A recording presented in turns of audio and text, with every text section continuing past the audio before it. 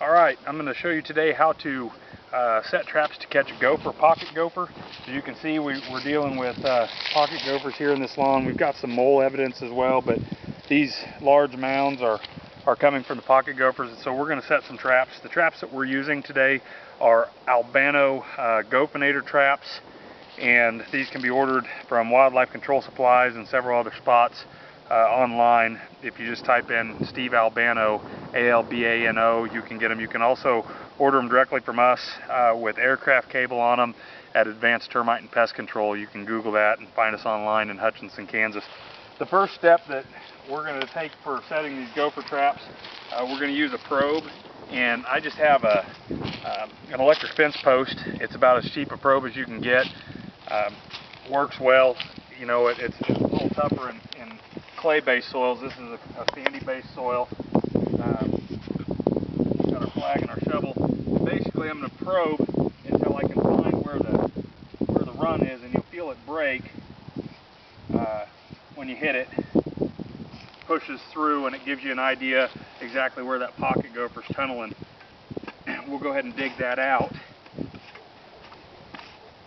This time of year with the grass, or lack thereof in this case, that's in dormancy, you can usually take out a pretty good plug and then try and set it aside to put back in. It doesn't do much harm to the lawn if you can get that out of there in one piece.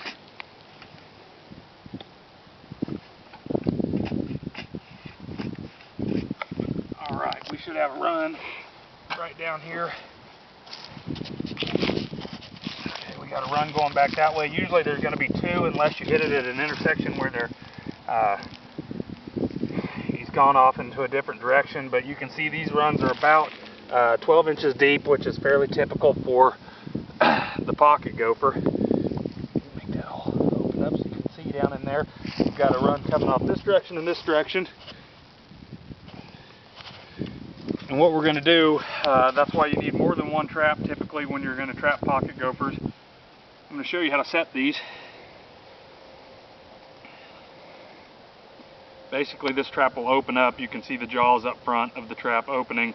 The dog of this particular trap is long, and the short part of the dog will go right over top of the jaw on the trap jaw, and then the bar itself will extend and go into the trigger. You fold the trigger down on top of it. At this point, it requires a quarter turn and then a full turn to make that trap live. And you can see when the gopher crawls through it, he's going to push on this bar and it's going to fire the trap. So we'll go ahead and reset this one and get it put in one side of his tunnel.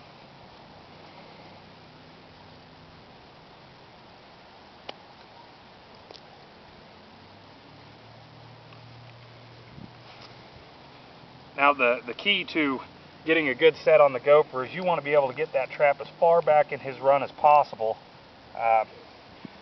because he's going to be coming and pushing dirt towards the run itself to try to fill up this hole.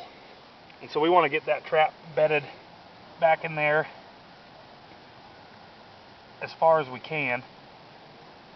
Push down, and we'll leave that piece of cable hanging out. And then we'll go ahead and set our other trap and put it in the tunnel the opposite direction. He's got to come from one way or the other. We don't know for sure which way he's going to come from. And again, we want to get this thing as far as we possibly can back up in the run.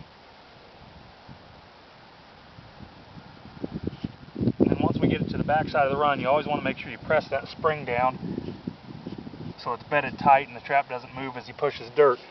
And what we'll do here at the end, so we know when we get him, is I always make a loop in the line. That way when that gopher pushes or hits that trap, he's going to pull tight. So generally speaking, when you come back and this cable's pulled taut against the side of the hole, you'll know that you've got him. We're going to leave the run open. For trapping, you need to have a lure, and in this scenario, we believe that the air or the temperature differential is actually what's going to lure that gopher to the hole. When he starts feeling this cool air running through his tunnel, he's going to come from whichever direction he is, and he's going to try and plug that hole up. And so we won't replace that plug until after we've caught the gopher. This is how you make a gopher set, and hopefully by tomorrow morning we'll have one in there.